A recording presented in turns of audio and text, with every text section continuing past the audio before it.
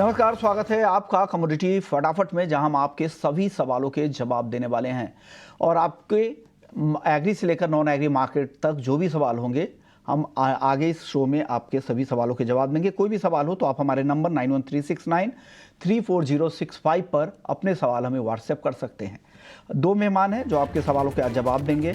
नवनीत दमानी है मोतीलाल ओसवाल से, मनोज जैन है पृथ्वी पिनमार से। आप दोनों मेहमानों का बहुत बहुत शुक्रिया। चलिए शुरुआत कर लेते हैं दर्शकों के सवालों के साथ ही। सबसे पहले कॉलर हमारे साथ हैं गौतम जैन हैं भीलवाड़ा से। इनका सवाल है, नेचुरल गैस का 160 के स्ट्राइक की कॉल 2 लॉट इन्होंने खरीद रखा है ₹6.80 पे, और एक जीरा मिनी पर ही है। मनोज जी, आपसे ही दोनों सवाल होगा। पहले आप नेचुरल गैस में बताइए, 160 के स्ट्राइक की कॉल है 2 लॉट ₹6.80 पे, क्या करना चाहिए इनको?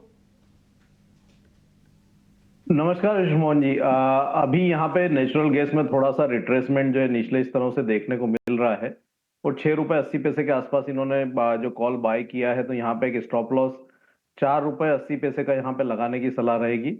ऊपर में अगर ₹10 तक के लेवल दिखते हैं तो वहां पे एग्जिट कर लें। मिनी भी है इनके पास, जीरा मिनी 20 मार्च की एक्सपायरी वाली ₹25,700 पर खरीदा है। मनोज जी, क्या करना चाहिए इनको, रुके? जीरे में अभी आज हम देख रहे हैं कि जिस तरह से यहाँ पे फिर एक बार प्रेशर बिल्टअप होता हुआ नजर आया, और जो क्रॉप है उसके नंबर्स भी अच्छे जो है वो निकलते हुए नजर आ रहे हैं, तो हमारा मानना है कि दबाव यहाँ पे बढ़ सकता है और कीमतें फिर एक बार 24,700 के जो अपने सपोर्ट्स लेवल है उसको टेस्ट कर सकती है। तो जीरा में लॉन्ग की पोजीशन से निकलने की सलाह रहेगी। पोजीशन से निकलने की सलाह है। नेचुरल गैस पे आप भी सब सलाह दे दीजिए गौतम जैन जी को। इन्होंने 160 के स्ट्राइक की कॉल खरीदी है, 2 लॉट है ₹6.80 पे। नवनीत जी, आप क्या सलाह देंगे इनको एनजी में? लक्ष्मण जी, मुझे लगता है कि काफी अच्छा करेक्शन हमने ऑलरेडी प्राइसेस में देख चुके हैं, और यहाँ से थोड़ा बहुत छोटा मोटा बाउंस बैक देखने मिल सकता है। आज के सत्र में थोड़ा सा पॉजिटिविटी दिख रहा है। आशा करता हूँ ये पॉजिटिविटी कंटिन्यू रहे अगले 1-2 दिन, तो इनकी जो कॉल है वो होल्ड करने की सलाह रहेगी। जैसे मनोज जी ने बताया, एक रीजनेबल स्टॉप लॉस लगाइए, जब कॉल का प्रीमियम आधा हो जाएगा तभी एग्जिट कीजिए, अदरवाइज होल्ड करिए। साथ ही साथ हमारा जो हाउस है वो प्रमोट कर रहा है 140 का कॉल बाइंग करने का। करीब ₹14 के आसपास चल रही है, अभी ₹12 का आप स्टॉप लगाइए, ₹18-19 तक के टारगेट आपको देखने मिल सकते हैं। तो ये सलाह आपके लिए दोनों एक्सपर्ट से हमने दिलवा दी कि नेचुरल गैस में आपको क्या करना है यहां से। चलिए अगले दर्शक हमारे साथ राजेंद्र देहारिया जी का सवाल था, चांदी में निवेश पर सलाह जानना चाह रहे हैं। मनोज जी, क्या सलाह देंगे? इन्वेस्टर हैं, चांदी में क्या करें, कब खरीदे? काफी भाव नीचे अब आ गया है, ₹69,500 के नीचे खरीदारी बनती है क्या? चांदी में अगर ये लंबी अवधि के निवेशक हैं तो मेरा मानना है कि 69 से 68,000 की रेंज में इनको धीरे धीरे एक्यूमुलेट करके चलना चाहिए। एक एक्सपायरी की वजह से भी यहाँ पे थोड़ा प्रेशर जो है कीमतों में देखने को मिल रहा है, और इंटरनेशनल मार्केट में भी अगर हम देखें तो $22 जो है एक मजबूत सपोर्ट चांदी में लंबे समय से बना हुआ है। तो अगर यहाँ से और 400-500 रुपए की गिरावट आती है तो धीरे धीरे इनको 69 से 68 की रेंज में एक्यूमुलेट करके चलना चाहिए। लॉन्ग टर्म में ट्रेंड चांदी का अच्छा ही नजर आता है, और यहाँ पे सिप मोड में बाय करते रहें। शॉर्ट टर्म में हमारा मानना है कि फिर एक बार 72,500, वहीं अगर लंबी अवधि की बात करें तो 75-76,000 भी यहाँ देखने को मिलेंगे। अगले दर्शक हमारे साथ, इन्होंने पूरा नाम नहीं भेजा है, अपने फॉर्म का नाम भेजा है, राजा ज्वेलर्स हैं। चांदी में क्या दायरा दिख रहा है आपको? नवनीत जी बताइए, क्या दायरा? आज काफी गिर गई है चांदी, आगे किस तरह का रेंज आप देख रहे हैं, कहां एंट्री करे कहां एग्जिट करे, दोनों ऊपर नीचे का लेवल बता दीजिए। तो काफी कॉन्फिडेंट था चांदी की चाल पे, और मुझे काफी पॉजिटिविटी दिख रही थी लास्ट कुछ महीनों में चांदी में, बट 78,000 से जो 70,000 का नॉन स्टॉप फॉल आया है, और जो छोटे मोटे बाउंस आ रहे हैं वो भी चांदी नहीं होल्ड कर पा रहा है। थोड़ा सा मुझे कंफ्यूज कर रहा है, या ऐसा असमंजस लग रहा है। और यहाँ से करंट से नेक्स्ट मंथ का रोल ओवर प्रीमियम है वो भी काफी स्टीप है। तो ये ऐसा लग रहा है कि चांदी में कहीं ना कोई थोड़ी सी वीकनेस कंटिन्यू रह सकती है, और यहाँ से करीब 1000 पॉइंट की वीकनेस और देखने मिल सकती है। लॉन्ग टर्म ट्रेंड तो जरूर बाय एंड डिप रहेगा, बट फिलहाल के लिए 800 1000 पॉइंट 1200 पॉइंट तक का भी आपको एक डाउनसाइड के लिए प्रिपेयर होना चाहिए। तो करंट मंथ कॉन्ट्रैक्ट 70,000 69,800 के आसपास सेल किया जा सकता है। 70,500 का स्टॉप लगाइए, एंड 68,500 के टारगेट देखने मिल सकते हैं। अगले दर्शक है समीर हैं बुलंदशहर से। इनका सवाल है, क्रूड में ऑप्शंस की रणनीति बताएं। मनोज जी, ऑप्शंस में कुछ ट्रेड है क्या आपके पास, क्रूड ऑप्शंस में? अभी कच्चे तेल की अगर बात करें तो मिड रेंज में ट्रेड कर रहा है। जो एक रेंज यहाँ पे बनी हुई है 6250 से 6500 की, और अभी हम देख रहे हैं कि 6350 के आसपास ट्रेड कर रहा है। अगर ये 6250-60 की रेंज में है तो फिर वहां पे 6400 की कॉल ऑप्शन जो है वो लेने की सलाह रहेगी। 6400 की कॉल ऑप्शन अभी 155-60 के दायरे में ट्रेड हो रही है। अगर यहाँ से 25-30 रुपए की और गिरावट आती है, 120-25 की रेंज में आती है, तो फिर वहां पे 6400 की कॉल ऑप्शन जो ये बाय कर सकते हैं। 100 के नीचे का स्टॉप लॉस लगे। हमारा मानना है कि इस सप्ताह के अंत तक या नेक्स्ट वीक में एक बार फिर 180-85 तक के स्तर वहां देखने को मिलेंगे। चलिए अगले दर्शक का सवाल ले लेते हैं। कई सारे दर्शक लगातार सवाल भेज रहे हैं। इमरान पटेल है गुजरात से, तुअर में क्या करना चाहिए? हालांकि तुअर को लेकर आप ट्रैक वायदा में तो ट्रेड होता नहीं है, लेकिन जिस तरह से सरकार लगातार कोशिश कर रही है कि दाम नीचे आए, अब खबर यह भी आ रही है कि मिनिमम इंपोर्ट प्राइस भी तय किया जा सकता है, ताकि जो इंपोर्टर्स हैं या जो बाहर के जो ट्रेडर्स हैं जो एक्सपोर्ट करते हैं, वो उनकी जो मंशा है उसको तोड़ा जाए और यहाँ पर भाव को नीचे लाया जाए। इस पर सरकार की लगातार कोशिश है कि तुअर के दाम को कैसे भी करके नीचे लाया जाए। मनोज जी, तुअर को आप ट्रैक कर रहे हैं क्या लग रहा है आपको? प्राइस का ट्रेंड कैसा दिख रहा है आपको यहाँ से? पल्सेस का हम देखें तो बैलेंस शीट थोड़ी टाइट ही है और हम देख रहे हैं कि इसीलिए भाव जो है, चाहे वो तुअर हो या बाकी जो पल्सेस हो, उनके ऊपरी स्तरों पर ही बने हुए हैं।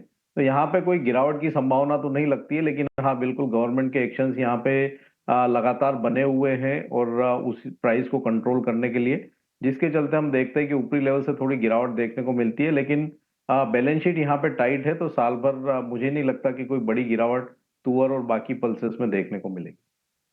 अगले दर्शक है विनायक कदम है, सिल्वर माइक्रो में क्या करना चाहिए? नवनीत जी, सिल्वर माइक्रो में क्या करें? वेल जैसे मैंने पहले बताया कि मुझे लग रहा है कि थोड़ी सी वीकनेस करंट फॉल के साथ साथ एग्जैजरेट होके 1000-1200 रुपए की नरमी और दिखा सकता है। तो ये सही प्राइस पॉइंट नहीं रहेगा। यहाँ से करीब 70,000 के नीचे जब से टिका है, वहां पे 68,500 तक की जगह खुल गई है। उसके आसपास मिले तो आप बाय कर सकते हैं। मीडियम टर्म की अवधि में अभी भी तेजी है, वापस आपको 72 से 74,000 के रेंज में मिल जाएंगे, तो बेटर लेवल पे बाय करने की स्ट्रेटेजी दे रहे हैं। चलिए अगले दर्शक का सवाल ले लेते हैं। कृष्ण है दिल्ली से, कॉपर और नेचुरल गैस पर राय चाहिए। इन दोनों पर राय दे दीजिए नवनीत जी, क्या करना चाहिए इनको? सबसे पहले कॉपर में बताइए, फिर नेचुरल गैस में ऑप्शंस की रणनीति आप बता दी थी, फ्यूचर्स में भी बता दीजिए क्या करें। वेल आज के जो दिन की शुरुआत हुई थी वो तो थोड़ी पॉजिटिव मोमेंटम के साथ हुई थी पूरे बेसमेंट कॉम्प्लेक्स में, बट दिन के मे बी सेकंड हाफ तक थोड़ा सा फिजल होते हुए नजर आ रहा है। कॉपर में भी करेक्शन का रुख छा रहा है। 730 के आसपास मैं सेल करके चलना चाहूंगा। 735 का आप स्टॉप लगाइए, आपको नीचे में 718 720 तक के लेवल नीचे देखने मिल सकते हैं। साथ ही साथ नेचुरल गैस जैसे मैंने बताया थोड़ा पॉजिटिविटी दिखा रहा है। सुबह 5-6% की पॉजिटिव ओपनिंग के बाद अभी करीब 4% पॉजिटिव है। यहाँ पे हल्के फुल्के करेक्शन पे बाय करने की स्ट्रेटेजी रहेगी। 136 पे बाय करिए, 130 का आप स्टॉप लगाइए, नहीं 145 148 तक के टारगेट देखने मिल सकते हैं। आपके पास ये बेस मेटल्स में कोई टॉप ट्रेड है क्या इवनिंग के सेशन के लिए मनोज जी? इवनिंग के इंट्राडे के सेशन के लिए तो नहीं है, लेकिन थोड़ा सा अगर हम एक सप्ताह का नजरिया रख करके चले तो एल्यूमिनियम का जो मार्च वायदा वहां पे 197 का स्तर मिले तो बाय की सलाह रहेगी। 194 के स्टॉप लॉस से 202 तक के लक्ष्य के लिए। से कुछ एग्री कमोडिटी पर आपकी राय मनोज जी मैं लेना चाहूंगा। सबसे पहले जीरे पर बताइए। हालांकि जीरा पे आपने एक राय दी थी, जीरा मिनी पे उनकी कॉल थी। जीरा आज करीब करीब 4% गिरकर बंद हुआ है 25,200 रुपए पे। क्या करना चाहिए जीरे में अब? जीरे में एक रिट्रेसमेंट जो एक पिछले सप्ताह देखने को मिला था और 28,000 के जो उसके एक रेजिस्टेंस लेवल थे वो टेस्ट करने के बाद जीरा फिर एक बार गिरावट दिखाता हुआ नजर आ रहा है। हमारा मानना है कि ये बारी अगर 24,700 के सपोर्ट्स लेवल होल्ड नहीं होते हैं तो जीरे में फिर यहाँ पे फ्रेश ब्रेकडाउन जो है वो देखने को मिल सकता है। तो अभी यहाँ पे कोई भी बाइंग की पोजीशन लेने की सलाह नहीं रहेगी। 24,700 के सपोर्ट लेवल पे नजर रखना चाहिए। अगर वो ब्रेक होता है तो हमारा मानना है कि फिर वहाँ 22,700 तक के भी स्तर आते हुए नजर आएंगे। तो जो गिरावट है वो जीरे में आगे भी कंटिन्यू रह सकती है। हल्दी को लेकर खबर यह है जो पिछले साल फरवरी के महीने में जिस तरह के अराइवल्स थे उसके मुकाबले काफी कम अराइवल्स है। वैसे भी इस बार सोइंग भी कम हुए थे इस सीजन में, और साथ ही यील्ड को लेकर भी चिंता है, उत्पादन भी कम रहने का अनुमान है। क्या लग रहा है हल्दी को इसका फायदा मिलेगा? लंबी तेजी आपको दिख रही है हल्दी में। अगर किसी को एंट्री करनी है तो कहां पर एंट्री करे और कब एग्जिट करे मनोज जी? हल्दी में भी जो रेंज बनी हुई है वो 14,600 से 16,700 की एक रेंज है और उसी रेंज में हल्दी काफी टाइम से जो है ट्रेड कर रही है। तो अगर किसी को बाइंग की पोजीशन बनानी है तो 15,000 के आसपास बनानी चाहिए, 14,600 के नीचे के स्टॉप लॉस से। ऊपर में 16,000 16,400 की रेंज में मुनाफा वसूली करते रहें। बड़ी तेजी की जहां तक बात है तो 16,700 यहाँ पे लॉन्ग टर्म एक रेजिस्टेंस हल्दी में बना हुआ है। ये लेवल के ऊपर हल्दी क्लोजिंग बेसिस पर अगर एक बार सस्टेन होना शुरू होगी तो फिर यहाँ पे फ्रेश जो है वो तेजी देखने को मिल सकती है। नहीं तो रेंज में है, रेंज में प्ले करिए, 14,600 से 16,700 की जो रेंज है उसमें प्ले करते रहिए। अगले दर्शक इन्होंने कोरिएंडर पे सवाल भेजा, धनिया पे कि क्या करना चाहिए। सर, धनिया आज 7,800 के करीब बंद हुआ है, क्या लग रहा है आपको? नॉर्थ में और जो सेंट्रल इंडिया में थोड़ी बहुत बारिश हुई है उससे यील्ड को लेकर भी चिंता है, उत्पादन तो पहले ही कम रहने का अनुमान है, क्या लग रहा है कुछ फायदा मिलेगा? यहाँ से दाम बढ़ते दिख रहे हैं क्या आपको धनिया के, मनोज जी? हम देख रहे हैं कि कीमतें 7,800 के आसपास टिकी हुई है, लेकिन हमारा मानना है कि मार्च फर्स्ट वीक से एक अच्छा अराइवल जो है नई क्रॉप का मंडी में स्टार्ट हो जाएगा, तो उस समय थोड़ा दबाव कीमतों में देखने को मिल सकता है। अभी मुझे नहीं लगता कि हाल फिलहाल में कोई बड़ी तेजी दुनिया में देखने को मिलेगी। हाँ, अगर यहाँ करेक्शन में 7,000 से 7,400 का दायरा मिले तो वहां पे भी शॉर्ट टर्म के लिए आप बाइंग जो है वो धनिया में कर सकते हैं। अभी ये लेवल पे बाइंग की सलाह नहीं रहेगी। ओके, अगले दर्शक का सवाल है, इन्होंने नाम तो नहीं भेजा है लेकिन मीता जैन, जो व्हाट्सएप पे इनके नाम दिख रहे हैं, सिल्वर मई कॉन्ट्रैक्ट में कब एंट्री लें? हालांकि ये तीसरी बार सिल्वर पे आपसे सवाल होगा नवनीत जी, लेकिन आप बता दीजिए मई कॉन्ट्रैक्ट में कब एंट्री की बात कर रहे हैं, तो एंट्री पॉइंट सिर्फ बता दीजिए मीता जैन साहब को। ये 70,000 रुपए के नीचे आपको मिल सकता है और इन्वेस्ट के 69,200 के अगर आसपास मिले तो आप साइजेबल पोजीशन बना सकते हैं। बट 70,000 से अपनी एंट्री पोजीशन करके धीरे धीरे ग्रेजुअल वे में बाइंग शुरुआत कर सकते हैं। क्या लग रहा है आपको, गोल्ड की चाल कैसी दिख रही है? गोल्ड में भी आज 0.25% तक की गिरावट दिखी, 62,200 के नीचे है फिलहाल, क्या करना चाहिए? नवनीत जी, आपसे मेरा सवाल था गोल्ड पर। वेल, मुझे गोल्ड में भी ऊपरी लेवल पे थोड़ा सा दबाव देखने मिल रहा है और मुझे लगता है कि गोल्ड में चांदी के साथ साथ थोड़ा सा एक नरमी का रुख रह सकता है। हालांकि इतना वीक नहीं लग रहा है गोल्ड विज़ाविज़ बाकी सारी कमोडिटीज में अगर हम देखें तो ऐसा हो सकता है कि एक छोटा फॉल आए जहां पे आपको प्राइसेस करीब 62,000 के नीचे 61,800 तक जाते हुए नजर आए, बट वहां से एक रिबाउंड पॉसिबल होगा। तो फिलहाल के लिए 200-300 रुपए के पर्सपेक्टिव से हम सेल कर सकते हैं, बट बाय ऑन डिप्स की स्ट्रेटेजी मीडियम टर्म की अवधि में चलेगी। इसकी स्ट्रैटेजी मीडियम टर्म में आप बनाकर चल सकते हैं। गोल्ड पर आप अपना नजरिया दें मनोज जी। वही चांदी में जो गिरावट है उसका असर थोड़ा यहाँ पे सोने में भी देखने को मिल सकता है, लेकिन 62,000 एक अच्छा सपोर्ट है। तो अगर किसी को बाइंग की रणनीति बनानी है तो 62,000 के स्तर के आसपास बनानी चाहिए, 61,770 के स्टॉप लॉस से। ऊपर में बड़ी तेजी की भी गुंजाइश अभी नजर नहीं आ रही है। 62,400 450 ये एक रेजिस्टेंस बना हुआ है, तो 62,400 के आसपास लॉन्ग की पोजीशन में मुनाफा वसूली की सलाह है। तो ये भी गोल्ड पर आपके लिए आ चुका है। अगले दर्शक इन्होंने भी अपना सवाल नहीं भेजा है, ग्वारसीड ग्वारगम में कब तक तेजी आएगी, ये सवाल पूछ रहे हैं। मनोज जी, क्या लग रहा है ग्वारसीड और ग्वारगम तेजी की उम्मीद में बहुत लोग बैठे हैं, थोड़ी बहुत रिकवरी की कोशिश हुई भी लेकिन टिक नहीं पा रही है, हर तेजी पे मुनाफा वसूली हो जा रही है। क्या लग रहा है ग्वारसीड ग्वारगम की चाल आगे? जो खबर आ रही है, जो डेरिवेटिव प्रोडक्ट्स है ग्वार के, तमाम प्रोडक्ट्स के एक्सपोर्ट कम रहे हैं दिसंबर के महीने में, आगे का ट्रेंड कैसा दिख रहा है? मंडियों में आवक भी अब कम हो गई है, भाव पर दिख नहीं रहा है वो सब असर।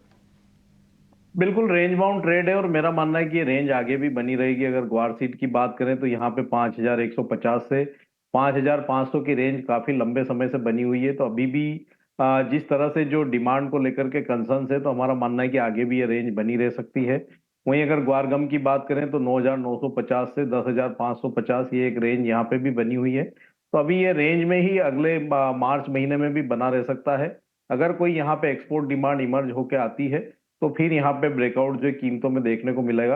लेकिन हाल फिलहाल मुझे नहीं लगता कि कोई बड़ी तेजी यहाँ पे मार्च महीने में देखने को मिलेगी और जो रेंज है उसी रेंज में ग्वार सीड और ग्वारगम बने रह सकते हैं। मनोज जी, अब अगला सवाल मेरा आपसे कैस्टर पर होगा। कैस्टर की जो रिपोर्ट है उत्पादन की 20.5 lakh ton, carry over 2.5 lakh ton, 23 lakh ton total supply, क्या लग रहा है किस तरह की चाल दिख रही है यहाँ से कैस्टर की आपको? मनोज जी।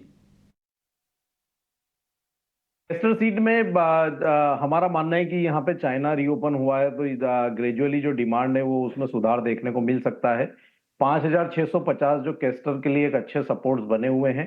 वहीं ऊपरी लेवल्स पे यहाँ पे 5,950 6,000 जो है शॉर्ट टर्म में ये स्तर आ सकते हैं। तो अगर यहाँ पे थोड़ा डीप आता है 5,650 के आसपास, तो वहां पे बाय करने की सलाह रहेगी 5,480 के स्टॉप लॉस से।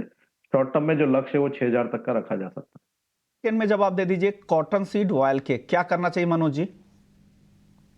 कॉटन सीड ऑयल केक में भी एक अच्छी मुनाफा वसूली देखने को मिली है। अगर यहाँ भी 2530-35 के आसपास के स्तर मिले तो मार्च वायदा में बाय करके चलना चाहिए। 2484 के स्टॉप लॉस से ऊपर में 2640 तक के लक्ष्य यहाँ रखे जा सकते हैं। शुक्रिया मनोज जी आपका, नवनीत जी आपका, आप लोगों ने वक्त निकाला। चलिए वक्त है ब्रेक का, लेकिन ब्रेक के बाद आपके लिए खास पेशकश लेकर आने वाले हैं एमसीएक्स और आईपीएफ के खास आयोजन कॉमक्वेस्ट 2024 का छठा संस्करण। ये कमोडिटी मार्केट का एक ऐसा एजुकेशनल सीरीज है जिसे हर युवा देखना चाहेगा और देखना भी चाहिए। कॉलेज स्टूडेंट्स के लिए खास तौर पर इस तरह के आयोजन किए जाते हैं ताकि कमोडिटी मार्केट से जुड़ी तमाम उलझनों को वो दूर कर सके। ये पूरा आयोजन आपको लेकर आएंगे। एक टीजर है जो कॉमक्वेस्ट से पहले का ये टीजर है, ये आप जरूर देखें।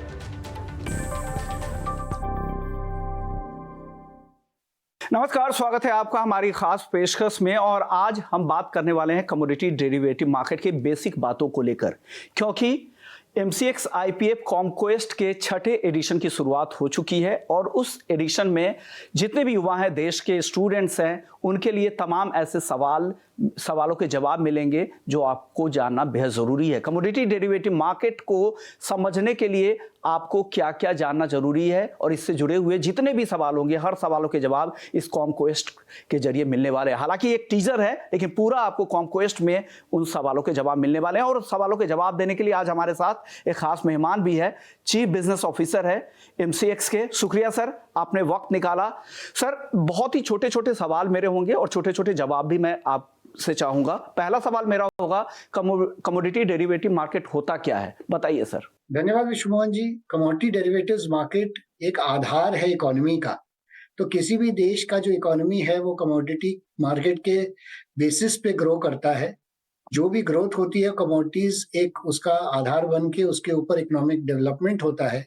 और जहां तक हम बात कर रहे हैं भारत की, जो हम अभी 3.5 ट्रिलियन से 5 ट्रिलियन की ओर जा रहे हैं और फिर 10 ट्रिलियन की बात कर रहे हैं, तो वो कमोडिटीज के बिना साकार नहीं हो सकता।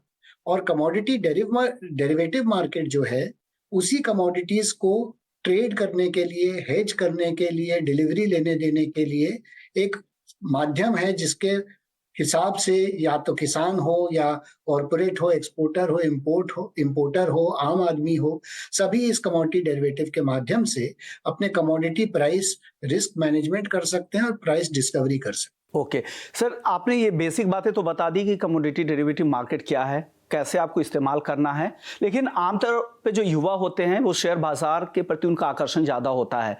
शेयर बाजार से ये कितना अलग है, बॉन्ड मार्केट से कितना अलग होता है कमोडिटी डेरिवेटिव मार्केट? देखिए, कमोडिटी डेरिवेटिव मार्केट भी एक फाइनेंशियल मार्केट है जैसे आपकी इक्विटी मार्केट हो या बॉन्ड मार्केट हो, बट उसमें और इनमें एक फर्क है। फर्क ये है कि चाहे बॉन्ड मार्केट हो चाहे इक्विटी मार्केट हो, वहां दो तरीके के लोग पार्टिसिपेट करते हैं। जो इश्यूअर होता है, जो पैसे उठाता है, चाहे कॉर्पोरेट इक्विटी के माध्यम से या डेट के माध्यम से, और एक निवेशक होता है जो उसमें पैसे लगाता है।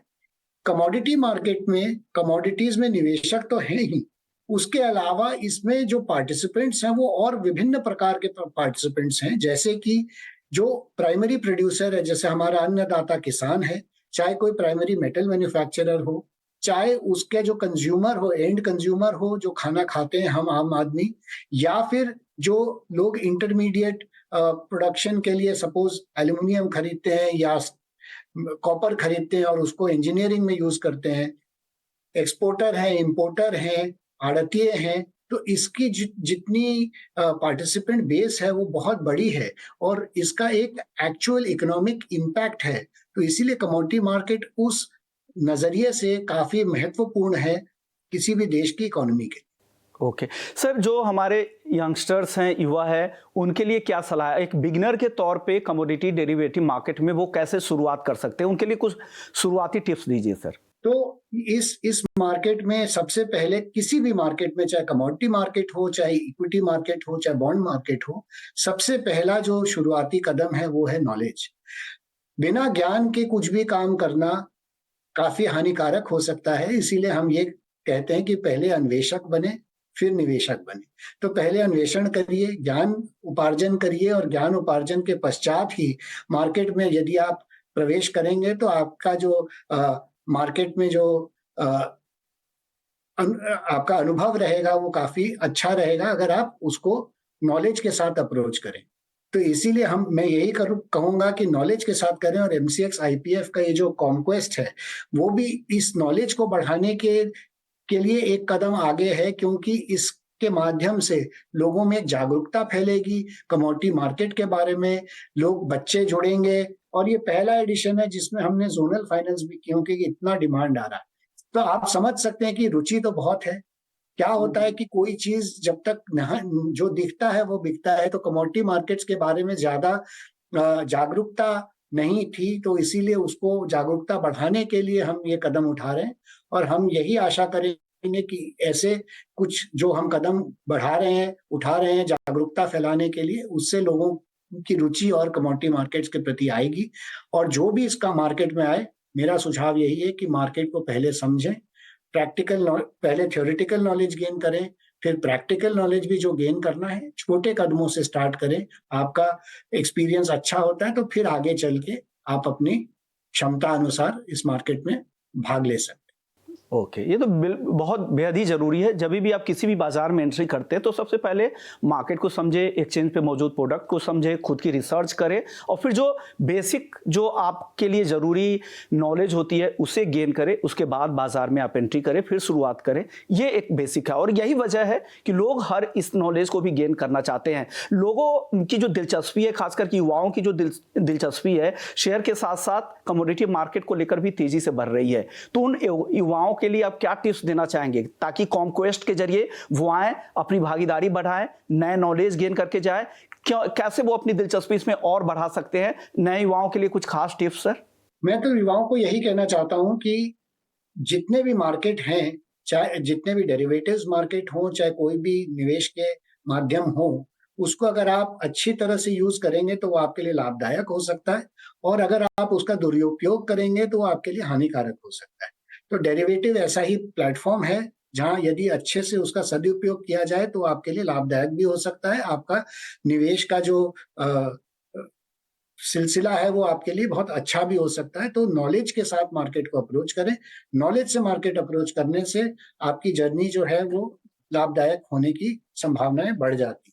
तो मैं यही बोलूंगा कि सोच समझ के ही मार्केट में कदम लें। ओके, यानी बिना नॉलेज कभी भी आप एंट्री ना करें, ये सबसे बेसिक बात है। अब नथानी जी, अब मेरा अगला सवाल होगा, इकोनॉमी के लिहाज से कमोडिटी मार्केट की कितनी अहमियत है? इसके बारे में अगर कुछ हमारे युवाओं को आप बता पाएं। जरूर। आज आप देखें विश्व मोहन जी, जो हमारे आसपास है सब कुछ तो कमोडिटी है। हम जो कपड़े पहन रहे हैं वो भी कमोडिटी है, जो खाद्य पदार्थ सेवन कर रहे हैं वो भी कमोडिटी है, जिस गाड़ी में आ रहे हैं जा रहे हैं वो भी कमोडिटी है। तो जीवन में तो कमोडिटी जीवन का अभिन्न अंग है। तो कमोडिटी से तो हम कभी भी परे हो नहीं सकते।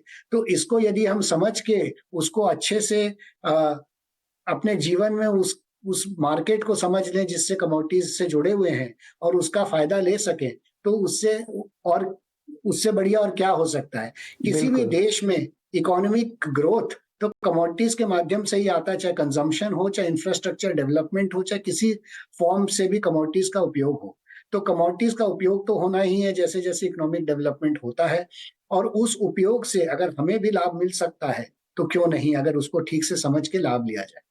बिल्कुल, कमोडिटी मार्केट बिल्कुल सही कहा आपने कि एक बिल्कुल बैरोमीटर, इंडिकेटर के तौर पे इकोनॉमी का कह सकते हैं इसे। सर, अब आखिरी सवाल होगा, अब प्रोडक्ट के बारे में बताइए। कमोडिटी के बारे में आपने बता ली, कमोडिटी मार्केट में ऐसे कौन कौन से प्रोडक्ट हैं, नॉन एग्री और एग्री मार्केट, जिस पर नजर रखनी चाहिए युवाओं को? देखिए, कमोडिटी मार्केट्स में दो टाइप के प्रोडक्ट होते हैं, सॉफ्ट कमोडिटीज और हार्ड कमोडिटीज। सॉफ्ट कमोडिटीज होते हैं जो नश्वर कमोडिटीज होते हैं, ज्यादातर एग्रीकल्चरल प्रोड्यूस, और जो हार्ड कमोडिटीज होते हैं वो जो नॉन एग्रीकल्चरल प्रोड्यूस, उसमें जैसे आपके प्रेशियस मेटल्स होते हैं, फिर आपके बेस मेटल्स होते हैं, फेरस मेटल्स होते हैं, इसके अलावा आपके एनर्जी प्रोडक्ट्स होते हैं, और भी कई प्रकार के इसमें प्रोडक्ट्स होते हैं जो हार्ड कमोडिटीज होती हैं, जैसे कई मिनरल्स होते हैं, प्लास्टिक्स होते हैं। तो डेरिवेटिव्स भी बहुत हैं अलग अलग प्रोडक्ट्स के।